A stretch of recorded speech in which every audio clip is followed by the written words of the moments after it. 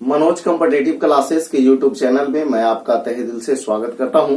चलिए दोस्तों, आज का टॉपिक जो है बहुत ही महत्वपूर्ण है। महत्वपूर्ण इसलिए है कि इस टॉपिक से एग्जाम में, एक ही एग्जाम में दो तीन तीन प्रश्न आ जाते हैं और बहुत ही महत्वपूर्ण है। इसको आप लास्ट तक देखिएगा ताकि जो है इसमें हम जो है लिखे हैं 50 से ऊपर वाला, संभवतः जो है 2 वीडियो हम आपको देंगे और इसमें जो है एक 50 से ऊपर वाला और एक 50 से नीचे वाला, और वही प्रश्न हम इसमें आपको शामिल करके बताएंगे जो आपको एग्जाम में बार बार पूछता है। तो चलिए इस वीडियो को आप लास्ट तक देखिएगा और इसको एक बार 2 बार रिवीजन कर लीजिएगा। तो चलिए इस वीडियो को हम स्टार्ट करते हैं। बहुत ही महत्वपूर्ण है, प्रमुख अनुच्छेद। ठीक है, चलिए स्टार्ट करते हैं। 50 से ऊपर है।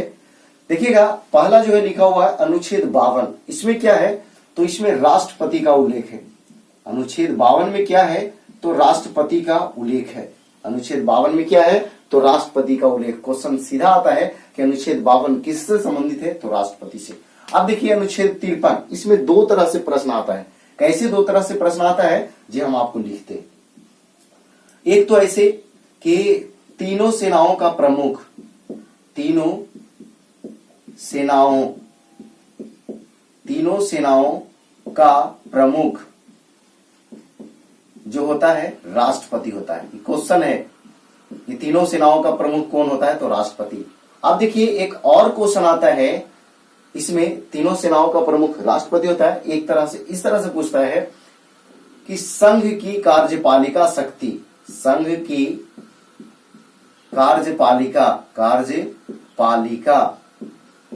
कार्यपालिका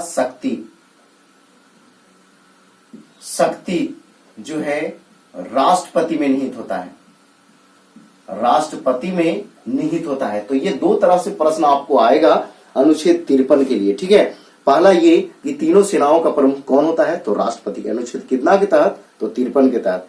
दूसरा इस तरह से आएगा कि संघ की कार्यपालिका शक्ति किस में निहित होता है तो आंसर होता है राष्ट्रपति में, अनुच्छेद कितना के तहत तो 53 के तहत। आगे बढ़ते हैं।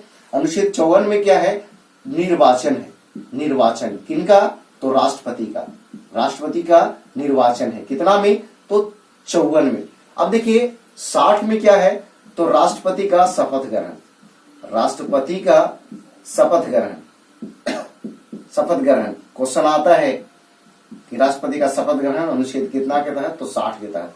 61 में क्या है तो राष्ट्रपति पर महाभियोग, राष्ट्रपति पर महाभियोग।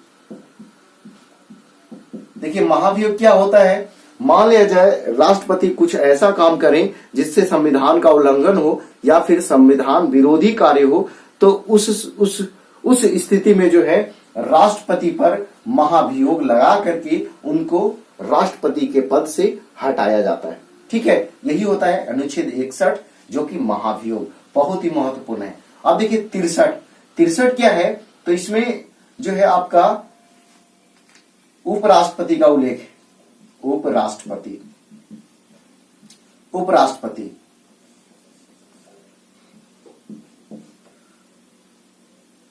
उपराष्ट्रपति का उल्लेख कितना में 63 में। अब देखिए 64 में क्या है कि राज्यसभा का पदेन सभापति होते हैं कौन उपराष्ट्रपति। राज्यसभा का पदेन सभापति होते हैं कौन उपराष्ट्रपति। बहुत ही महत्वपूर्ण प्रश्न है, डायरेक्टली क्वेश्चन आता है कि राज्यसभा का पदेन सभापति कौन होते हैं तो उपराष्ट्रपति, और ये उल्लेख कितना अनुच्छेद के तहत तो 64 के तहत। तो याद रखना है कि राज्यसभा का पदेन सभापति होते हैं कौन उपराष्ट्रपति। देखिए कहने का मतलब ये कि ये सभापति जो है राज्यसभा का सभापति वही होते हैं जो उपराष्ट्रपति होते हैं। ठीक है, चलिए आगे बढ़ते हैं। अनुच्छेद 72, इसमें जो है राष्ट्रपति द्वारा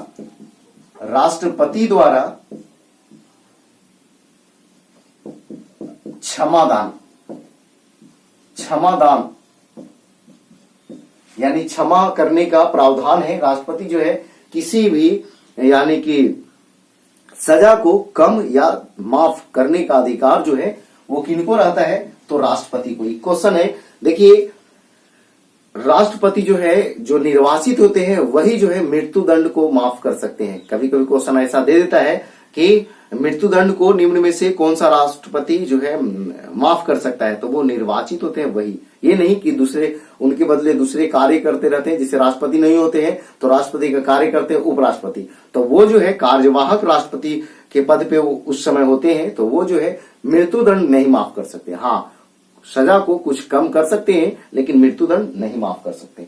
ठीक है, तो राष्ट्रपति द्वारा क्षमादान माफ करने का अधिकार जो है अनुच्छेद 72। अब देखिए इसको हम बहुत अच्छे ढंग से आपको याद करा देंगे। जैसे मान लिया जाए किसी व्यक्ति को फांसी की सजा सुना दिया गया, ठीक है, यानी कि जज द्वारा वो कोई अपराध किया है, किसी का मर्डर कर दिया है, तो वो जो है उसको फांसी की सजा सुना दिया गया है।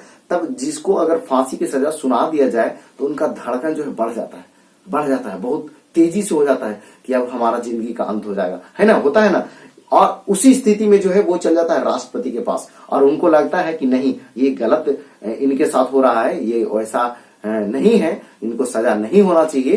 तो अगर वो माफ कर देंगे तो फिर जो है बहुत राहत मिला, नहीं बोलता है, बड़ा का सांस लेगा, बोलता है कि जय एकदम मियाज खुश हो गलो, जय सब टेंशन खत्म हो गलो। तो टेंशन खत्म होगा कब? जब आपका धड़कन जो है 72 बार धड़कने लगेगा तब।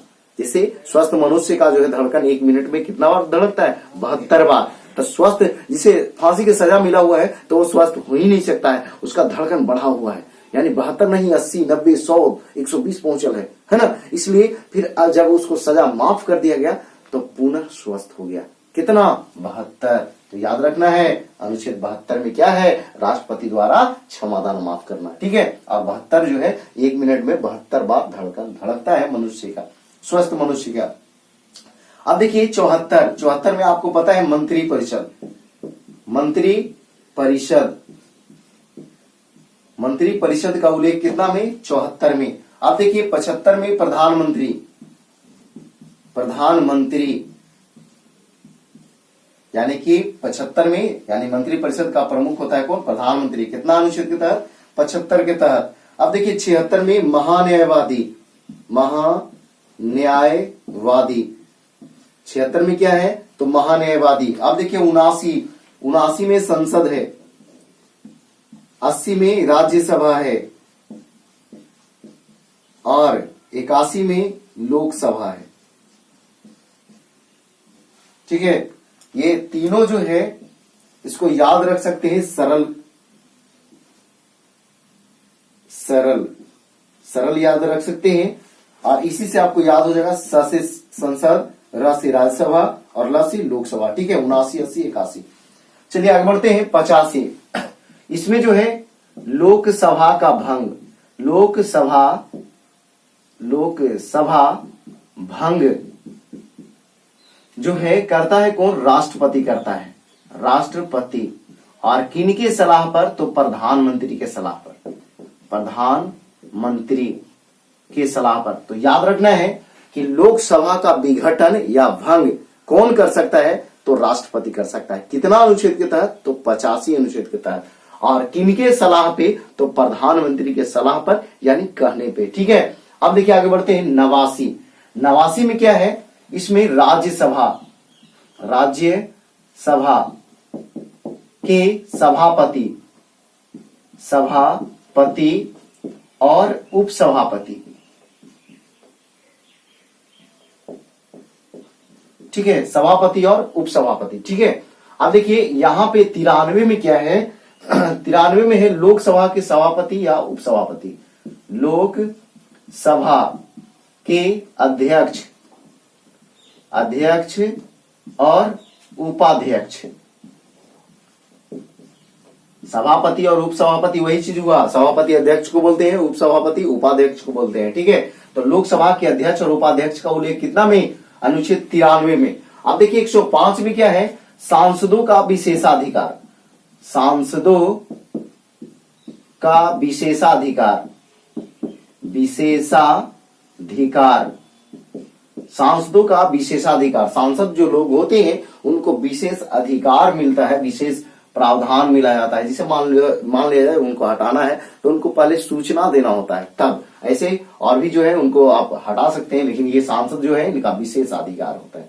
अब देखिए अनुच्छेद 108, इसमें जो है संयुक्त बैठक, संयुक्त बैठक, संयुक्त बैठक। अब ये क्या है संयुक्त बैठक, थोड़ा सा ध्यान देंगे। जब मान लिया जाए कोई भी विधेयक पर लोकसभा और राज्यसभा दोनों में विवाद हो जाए, लोकसभा और राज्यसभा दोनों में विवाद हो जाए, तब जो है लोकसभा और राज्यसभा दोनों को संयुक्त बैठक राष्ट्रपति बुलाता है। क्वेश्चन है कि कौन बुलाता है? संयुक्त बैठक को बुलाता कौन है? तो राष्ट्रपति। समाप्त कौन करता है? तो राष्ट्रपति। लेकिन ये संयुक्त बैठक का अध्यक्षता कौन करता है? तो लोकसभा अध्यक्ष। क्वेश्चन है, ठीक है। तो संयुक्त बैठक बुलाता है कौन? तो राष्ट्रपति। अध्यक्षता कौन करता है? तो लोकसभा अध्यक्ष। और जबकि समाप्त कौन करता है? तो राष्ट्रपति। ठीक है। तो अनुच्छेद 108 में संयुक्त बैठक का प्रावधान है। अब देखिए अनुच्छेद 110, इसमें धन विधेयक है। क्या है? धन विधेयक।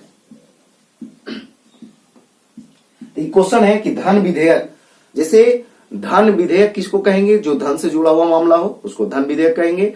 और धन विधेयक से क्वेश्चन एक बहुत महत्वपूर्ण आता है कि कोई भी विधेयक धन विधेयक है या नहीं, ये निर्णय या निर्धारण कौन करता है? तो लोकसभा अध्यक्ष करता है। बहुत ही महत्वपूर्ण प्रश्न है कि धन विधेयक का निर्धारण कौन करता है? तो लोकसभा अध्यक्ष करता है। ठीक है। तो धन विधेयक का यानी निर्धारण कौन करता है? तो लोकसभा अध्यक्ष। और इसका उल्लेख कितना में? तो 110 में। अब देखिए 111 में क्या है कि दोनों सदन से पारित विधेयक राष्ट्रपति के पास जाता है, राष्ट्रपति के पास जाता है। दोनों सदन से पारित विधेयक कहने का मतलब ये, जैसे कोई भी विधेयक हो, अगर लोकसभा से प्रारंभ होता है तो लोकसभा में पास होने के बाद राज्यसभा के पास जाता है, और राज्यसभा में भी अगर पास हो गया तब ये वही यहां बोल रहा है, दोनों सदन से जब पारित हो जाता है विधेयक तब किसके पास जाता है? राष्ट्रपति के पास। देखिए जब राष्ट्रपति के पास जाता है तो वो 3 काम करता है। क्या करता है वो सुनिए।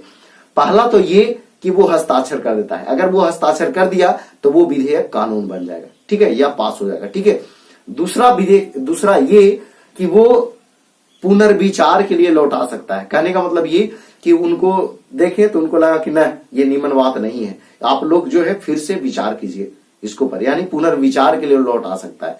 या फिर जो है एक और क्वेश्चन, एक और बात है कि या फिर जो है वो जेबी बिट्टो का प्रयोग करता है, या वो विधेयक को अपना जेबी में रख लेता है और वो उस पर निर्णय कितना दिनों में देगा ये कोई निश्चित नहीं है। ठीक है। तो एक क्वेश्चन आता है कि जेबी बिट्टो का प्रयोग करने वाले जेबी बिट्टो का प्रयोग करने वाले राष्ट्रपति थे, वो कौन थे? तो ज्ञानी जैल सिंह। ये क्वेश्चन आता है। ठीक है। तो यहां वही चीज है, दोनों सदन से पारित हो जाता है विधेयक तो जाता है किनके पास? राष्ट्रपति के पास। चलिए आगे आते हैं 112। देखिए इसमें हम पहले से लिख चुके हैं वार्षिक वित्तीय विवरण या बजट, और यहां देखिए वित्त विधेयक। ध्यान दीजिएगा 112 में वार्षिक वित्तीय विवरण या बजट, अगर ये दोनों चीज में से कोई नहीं रहे, वार्षिक वित्तीय विवरण या बजट नहीं रहे, तब आप वित्त विधेयक मार सकते हैं। तब ये नहीं रहेगा तब। ठीक है। ऐसे हम आपको बजट का भी वीडियो दे चुके हैं, उसमें हम आपको बताए हैं कि ये सब नहीं रहेगा तो इसको मारना है। ऐसे रियली जो है इसका उल्लेख जो है आपका वित्त विधेयक का 117 में। ठीक है। अब 114 में क्या है? तो विनियोग विधेयक। विनियोग विधेयक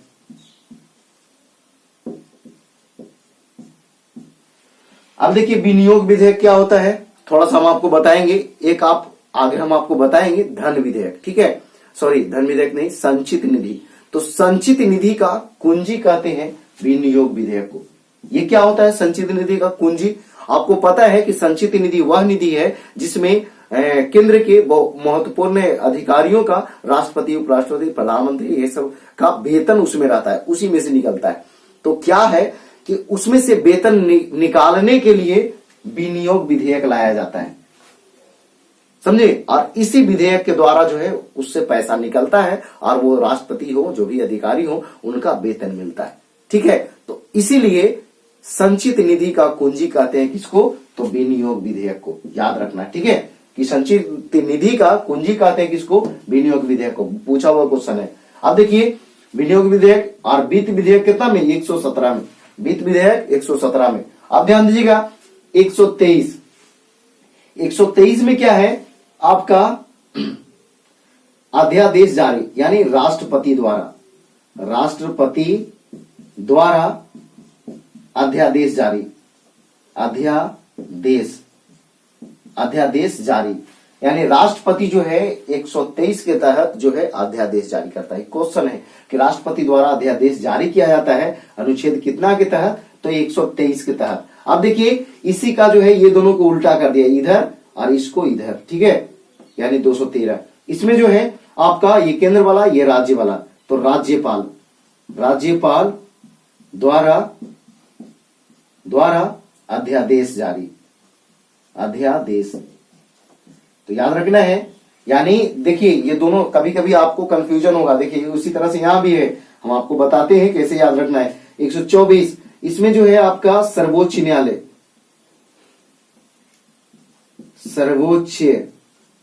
न्यायालय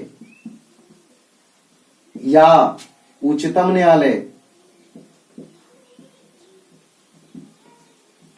या आपको सुप्रीम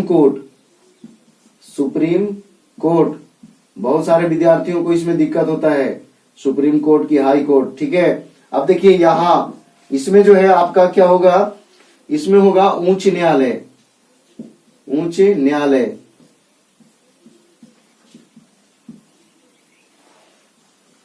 न्यायालय या इसी को कहते हैं हाई कोर्ट।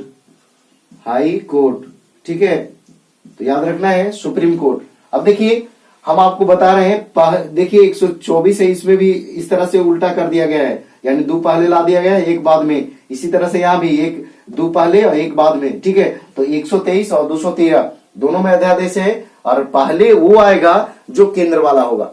जिसे मान लिया जाए कोई भी नियम जो है केंद्र सरकार यानी कि अपने देश संविधान द्वारा लागू किया जाता है या फिर अपने देश में लागू किया जाता है, और उसी का जो है अनुकरण जो है प्रत्येक राज्य फिर करते करते सभी राज्यों में लागू हो जाता है। ठीक है, तो कहने का मतलब ये कि 123 में और 213 में, तो 123 और 213 पहले आएगा। 123 तो पहले जो आएगा वो केंद्र वाला, तो केंद्र में राष्ट्रपति और राज्य में राज्यपाल। ठीक है, तो 123 में राष्ट्रपति द्वारा अध्यादेश, जबकि 213 में राज्यपाल द्वारा अध्यादेश। ठीक है, आप देखिए उसी तरह से यहां भी है, पहले वो आएगा जो केंद्र वाला होगा। ठीक है, पहले वो आएगा जो केंद्र वाला होगा और बाद में वो आएगा जो राज्य वाला होगा। तो 124 में सर्वोच्च न्यायालय या इसी को कहते हैं उच्चतम न्यायालय या इसी को कहते हैं सुप्रीम कोर्ट। देखिए इसमें कंफ्यूजन कहां होता है, सुप्रीम कोर्ट और हाई कोर्ट में, बहुत सारे विद्यार्थियों को। तो चलिए हम आपको बताते हैं सुप्रीम कोर्ट कैसे याद रखना है। तो देखिए जंगल में एक ही शेर होता है ना, जैसे अपने देश में एक ही शेर है, कौन, वो संविधान है। ठीक है, तो संविधान कहने का मतलब ये कि जंगल में एक ही शेर होता है, वही होता है सुपर, जो सबसे ऊपर।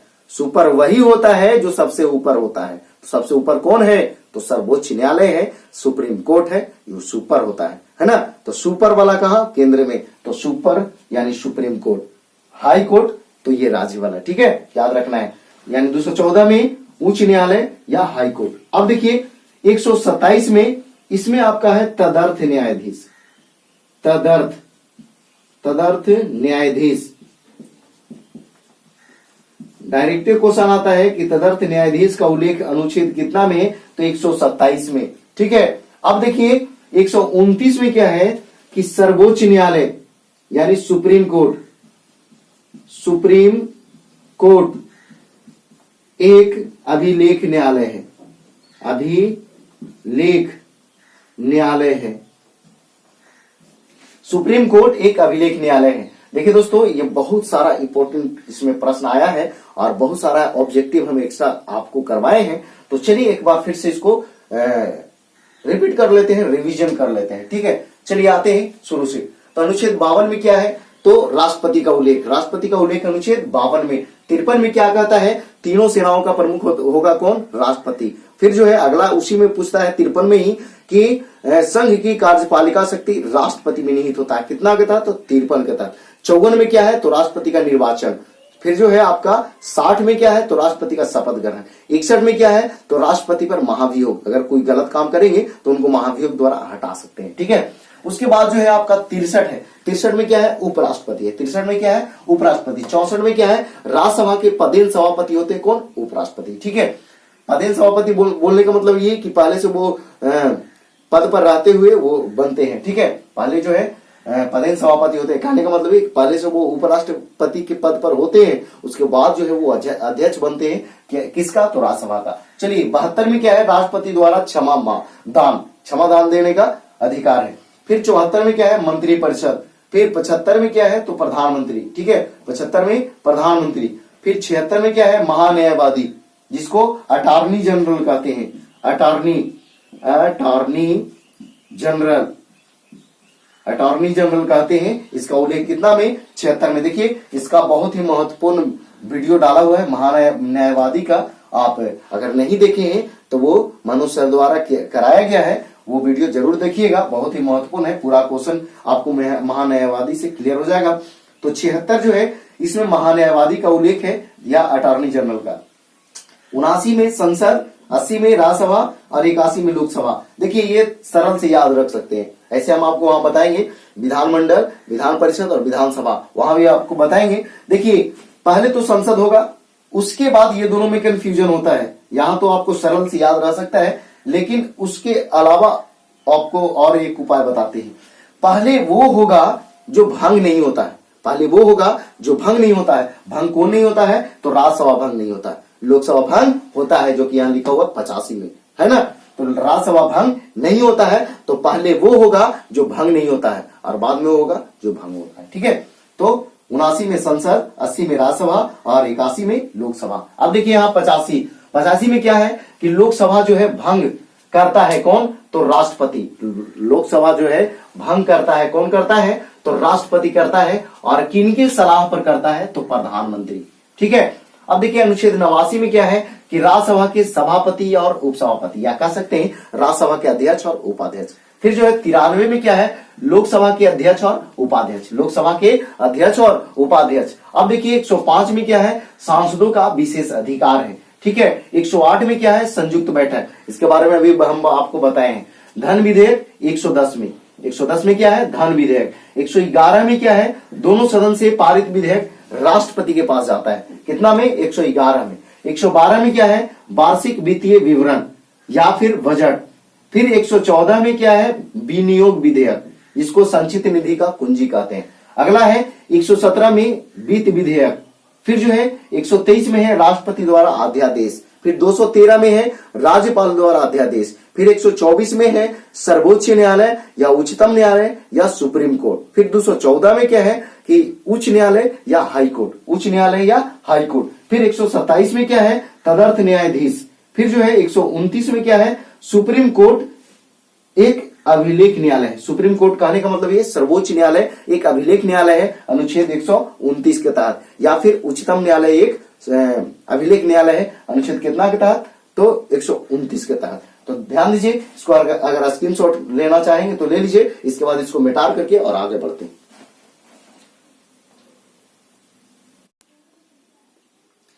चलिए अब आगे देखिएगा, आप बने रहिएगा, थोड़ा सा लंबा वीडियो है लेकिन आपको बिल्कुल सभी महत्वपूर्ण प्रश्न है। तो चलिए उसको हम हटा करके फिर दूसरा लिखे हैं। तो चलिए जो भी लिखा हुआ है सब इंपॉर्टेंट है, एग्जाम में बार बार रिपीट करता है। तो चलिए हम स्टार्ट करते हैं। देखिएगा 143 क्या कहता है कि राष्ट्रपति जो है सहायता लेता है, सहायता ले सकता है किससे? तो उच्च न्यायालय से, उच्च न्यायालय से। लेकिन उच्च न्यायालय से सहायता लेगा, यानी कि कहने का मतलब ये 143 है, राष्ट्रपति जो है सहायता लेता है या विचार विमर्श करता है यानी उच्च न्यायालय से, सॉरी सर्वोच्च न्यायालय, उच्चतम न्यायालय कर देते हैं, उच्चतम न्यायालय से। ठीक है। लेकिन उसका बात मानने के लिए बाध्य नहीं है। वो राष्ट्रपति के ऊपर डिपेंड करता है। अगर वो उसके इच्छा रहेगा तो मान भी सकता है, नहीं भी मान सकता है। ठीक है, अब देखिए 148 में क्या है, नियंत्रक एवं महालेखा परीक्षक। नियंत्रक एवं महालेखा परीक्षक। देखिए हम पहले भी बता चुके हैं कि टाइम लगेगा, वीडियो बड़ा होगा, तो टेंशन नहीं लीजिएगा, आपको बिल्कुल बने रहना है ताकि सभी के सभी आपको प्रश्न अगर एग्जाम में आए इससे अनुच्छेद से जो तो आपको छूटे नहीं। ठीक है, तो देखिएगा 148 में नियंत्रक एवं महालेखा परीक्षक। अब देखिएगा 153 में राज्यपाल। राज्यपाल का जो है उल्लेख कितना में, 153 में। अब देखिएगा 154 में क्या है, तो राज्य का कार्यपालिका शक्ति जो है राज्यपाल में निहित होता है। राज्यपाल में निहित होता है। अभी हम आपको बताए थे कि 52 में जो है राष्ट्रपति था और 53 में क्या था कि संघ की कार्यपालिका शक्ति राष्ट्रपति में निहित था। यहाँ क्या है, वहां 52-53 था, यहाँ 53-54 है। ठीक है, 153-154। 153 में है राज्यपाल, 154 में है राज्य का कार्यपालिका शक्ति राज्यपाल में निहित होता है। अब देखिए 163 में क्या है, तो मुख्यमंत्री। 163 में क्या है, मुख्यमंत्री। ठीक है, 164 में क्या है, तो आपका 163 सॉरी यहां नहीं, यहां मंत्री परिषद। ठीक है, मंत्री परिषद ये राज्यों में। ठीक है, राज्यों में मंत्री परिषद कहा, तो राज्यों में। वहां हम बताए थे 74। ठीक है, यानी कि अभी थोड़ा देर पहले हम आपको बताए हैं मंत्री परिषद कितना में, 74 में। यहाँ मंत्री परिषद राज्यों में। ठीक है, और 164 में जो है मुख्यमंत्री। 164 में मुख्यमंत्री। अब देखिएगा 165 में महाधिवक्ता।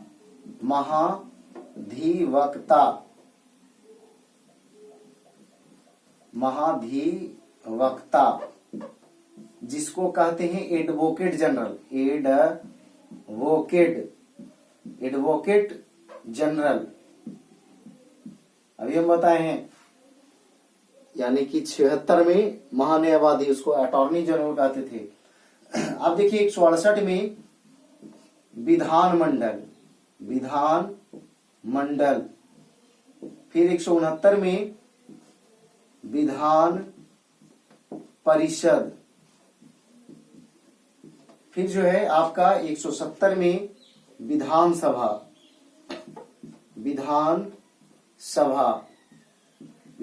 तो याद रखना है 168, 69, 70।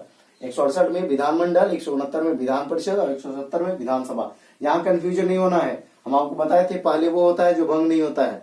ठीक है, तो पहले विधान परिषद ये भंग नहीं होता है, विधानसभा भंग होता है। ठीक है, चलिए आगे बढ़ते हैं। 226 में मौलिक अधिकार को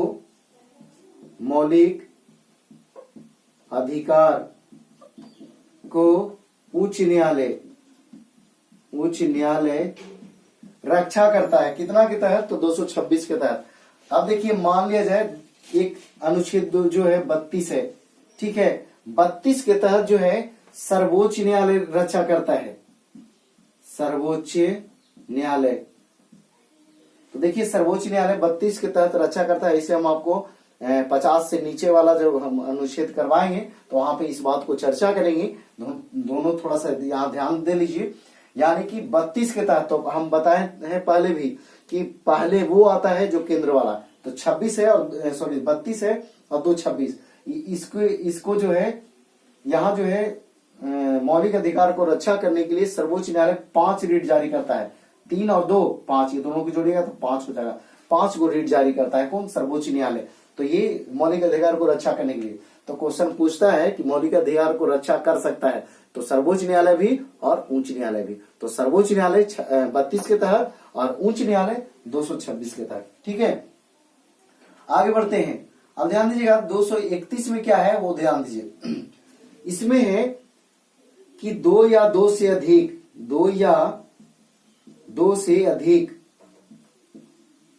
राज्यों के लिए एक उच्च न्यायालय,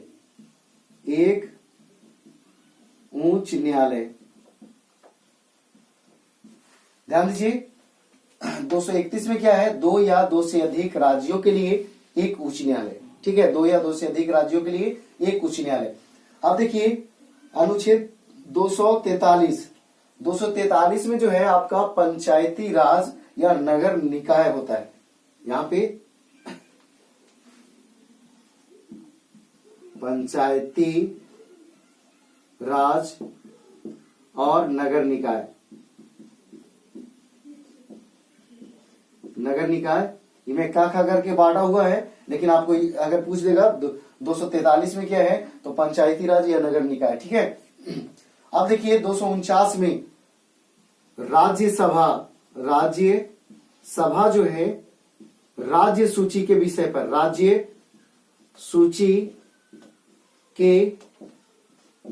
पर क्या करता है, कानून बनाता है।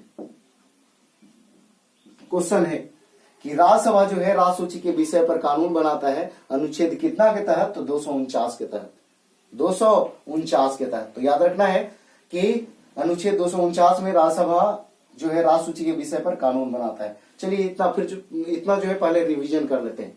तो देखिएगा 143 में क्या है, राष्ट्रपति जो है सहायता ले सकता है उच्चतम न्यायालय से या सर्वोच्च न्यायालय से या सुप्रीम कोर्ट से, है ना, लेकिन उसको मानने के लिए बाध्य नहीं है। अब देखिए 148 में नियंत्रक एवं महालेखा परीक्षक, 153 में राज्यपाल, 154 में राज्य की कार्यपालिका शक्ति राज्यपाल में निहित होती है। अब 163 में राज्य का मंत्रिपरिषद, 164 में मुख्यमंत्री, 165 में महाधिवक्ता जिसको एडवोकेट जनरल कहते हैं, 168 में विधानमंडल, 169 में विधान परिषद, 170 में विधानसभा, ठीक है। अब देखिए 226 और 32 ये दोनों में जो है मौलिक अधिकार को रक्षा किया जाता है, जबकि 32 के तहत सर्वोच्च न्यायालय और 226 के तहत उच्च न्यायालय रक्षा करता है। क्या चीज का, तो मौलिक अधिकार का।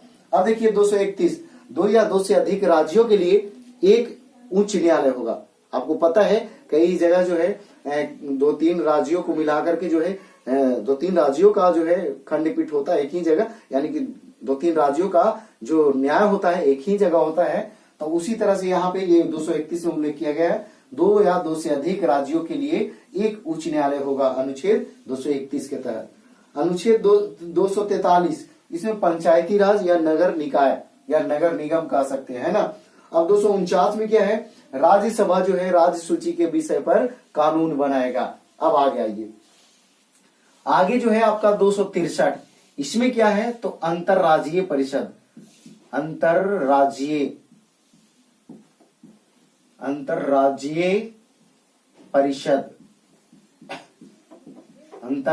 परिषद, ठीक है।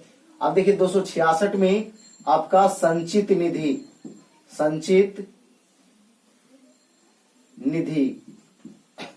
अभी हम आपको बताए थे कि संचित निधि का कुंजी कहते हैं किसको, तो विनियोग विधेयक को। आगे देखिए 267 में आकस्मिक निधि,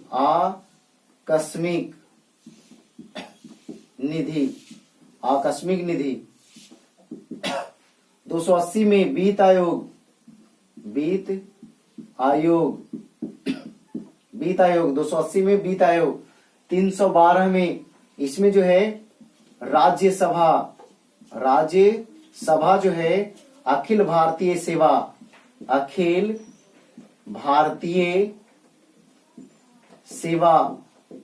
का निर्माण करता है। इसके तहत जो है आपका आईपीएस, आईएफएस और आईएएस, भारतीय प्रशासनिक सेवा, भारतीय पुलिस सेवा और भारतीय वन सेवा, ये तीनों को शामिल किया जाता है। किसके तहत, तो 312 के तहत। राज्यसभा अखिल भारतीय सेवा का निर्माण करता है, उसके तहत आईपीएस, आईएफएस और आईएएस आता है, ठीक है। तो अनुच्छेद कितना के तहत, 312 के तहत। अब देखिए 315 में क्या है, तो संघ एवं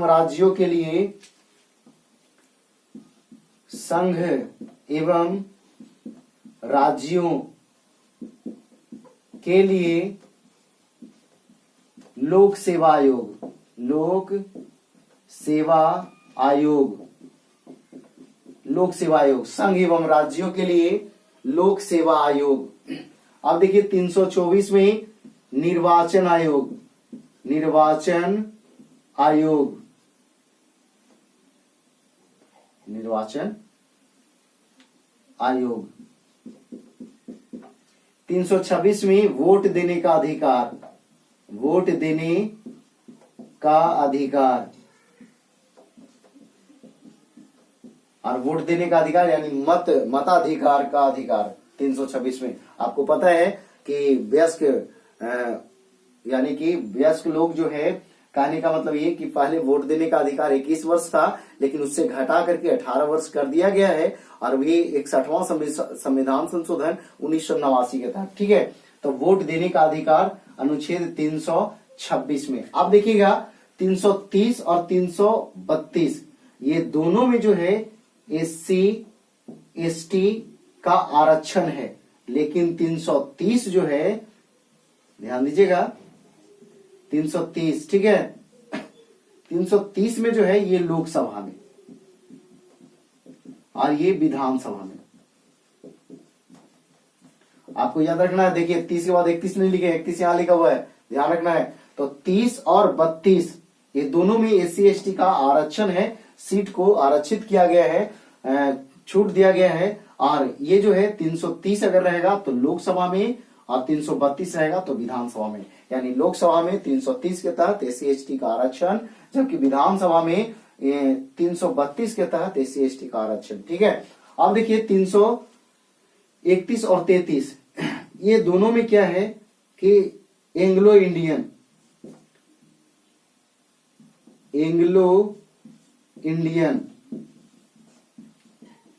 का मनोनयन। अब देखिए इसमें क्या है, दो तरह से है। यहां पहला जो है आपका लोकसभा में, लोकसभा, और यहां जो है दूगो के, यहां जो है आपका विधानसभा, विधानसभा। अब देखिए यहां जो है एगो का याद रखना है 331 और 333। ठीक है, 331 में जो है एंग्लो इंडियन का मनोनयन होता है, और 333 में भी एंग्लो इंडियन का मनोनयन होता है। ठीक है, तो इसमें जो है 331 के तहत लोकसभा में राष्ट्रपति द्वारा 2 एंग्लो इंडियन का मनोनयन किया जाता है, जबकि 333 के तहत विधानसभा में 1 एंग्लो इंडियन का राज्यपाल मनोनयन करता है। ठीक है, आगे बढ़ते 343 इसमें जो है संघ की भाषा हिंदी और लिपि जो है, लिपि देवनागरी, सीधा सीधा लिख देते हैं, हिंदी भाषा हिंदी और लिपि देवनागरी। याद रखना है कि 343 संघ की भाषा जो है, यानी कि संघ की राज्य भाषा जो है आपका हिंदी है और लिपि देवनागरी है, जिसका उल्लेख 343 में किया गया है। अब देखिए 352 में राष्ट्रीय आपात।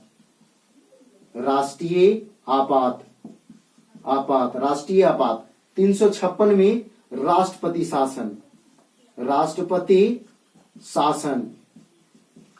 और देखिएगा 360 में जो है वित्तीय आपात।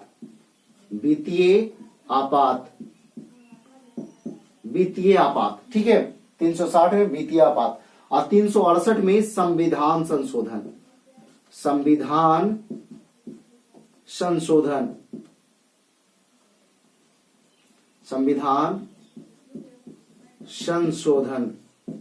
याद रखना है।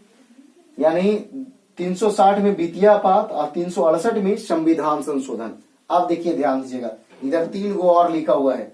देखिए 338 में क्या है कि SC आयोग, 338 के क में क्या है, यहां ST आयोग। और 340 में क्या है, OBC आयोग। ठीक है, चलिए एक बार जो है फिर से रिपीट करते हैं, उसके बाद इसको समाप्त करेंगे। देखिए 143 में क्या है तो राष्ट्रपति सहायता ले सकता है उच्चतम न्यायालय से, लेकिन उसको मानने के लिए बाध्य नहीं है। 148 में नियंत्रक एवं महालेखा परीक्षक, 153 में राज्यपाल, 154 में राज्य का कार्यपालिका शक्ति राज्यपाल में निहित होता है, 163 में मंत्रिपरिषद जो कि राज्यों में, 164 में मुख्यमंत्री, 165 में महाधिवक्ता या एडवोकेट जनरल, 168 में विधानमंडल, 169 में विधान परिषद, फिर 170 में विधानसभा, 226 में मौलिक अधिकार को रक्षा करेगा उच्च न्यायालय, जबकि 32 के तहत सर्वोच्च न्यायालय, उसके लिए वो 5 गो रेट भी जारी करता है। ठीक है, 3 और 2 5। ठीक है, आगे देखिए अनुच्छेद 331, 2 या 2 से अधिक राज्यों के लिए एक उच्च न्यायालय होगा 231 में। अनुच्छेद 243 पंचायती राज और नगर निकाय। अब देखिए अनुच्छेद 249, तो राज्यसभा में राज्यसभा जो है राज्य सूची के विषय पर कानून बनाएगा अनुच्छेद 249 के तहत। अब आइए यहाँ अनुच्छेद 263 अंतरराज्यीय परिषद, अनुच्छेद 263 में अंतरराज्यीय परिषद, अनुच्छेद 266 में संचित निधि, 267 में आकस्मिक निधि, 280 में वित्त आयोग, 312 में राज्यसभा जो है अखिल भारतीय सेवा का निर्माण करता है अनुच्छेद 312 के तहत, उसके तहत आईपीएस, आईएफएस और आईएएस का निर्माण करता है। अनुच्छेद 315 में संघ एवं राज्यों के लिए लोक सेवा आयोग, कितना में? अनुच्छेद 315 में। अब अनुच्छेद 324 में निर्वाचन आयोग, अनुच्छेद 326 में वोट देने का अधिकार। कभी कभी ये दोनों में कंफ्यूजन होता है, याद रखना है, ये उल्टा पलटा होता है, तो कैसे याद रखना है? अब देखिए आपको पता है कि पहले निर्वाचन आयोग होगा, तब जो है किसी उम्मीदवार को मतदान का चिन्ह मिलेगा, तब जो है वो सगरों प्रचार करेगा और प्रचार करेगा, तब जो है बाद में हम लोग वोट देंगे। तो पहले निर्वाचन आयोग, उसके बाद क्या? वोट देने का अधिकार 326 में। 330 और 32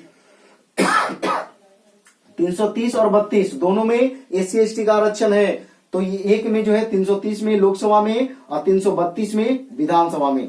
331 और 333 ये दोनों में एंग्लो इंडियन का मनोनयन है, जबकि 331 में लोकसभा में 2 एंग्लो इंडियन का मनोनयन करता है राष्ट्रपति, जबकि 333 के तहत विधानसभा में 1 एंग्लो इंडियन का मनोनयन करता है वो राज्यपाल। ठीक है, और 343 संघ की भाषा हिंदी और लिपि देवनागरी होगा। 352 में राष्ट्रीय आपात, 356 में राष्ट्रपति शासन और 360 में वित्तीय आपात। तो देखिए ये दोनों में कंफ्यूजन होता है, थोड़ा थोड़ा याद रखना है, ये दोनों में राष्ट्रीय आपात और वित्तीय आपात। तो आपको हम बताते हैं वित्तीय आपात।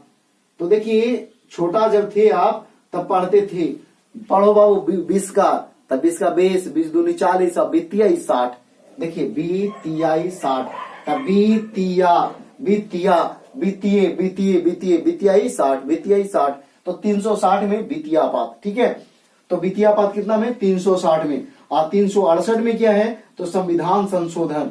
368 में क्या है? संविधान संशोधन। अब देखिए यहां लिखे हैं 338, इसमें एसटी आयोग, फिर जो है एससी गलती से लिखा गया है एससी आयोग। ठीक है, अनुच्छेद 338 के काम में एसटी आयोग, अनुच्छेद 340 में ओबीसी आयोग। ठीक है, तो ध्यान दीजिएगा ये वीडियो जो है थोड़ा सा लंबा हुआ है, लगभग 1 घंटा से कम नहीं हुआ होगा, लगभग 1 घंटा के करीब। तो देखिए ये वीडियो आपको अगर पसंद आता है तो कृपया करके इस वीडियो को लाइक, कमेंट और दोस्तों के पास शेयर जरूर करें, क्योंकि बहुत मेहनत लगा है इस वीडियो को बनाने में।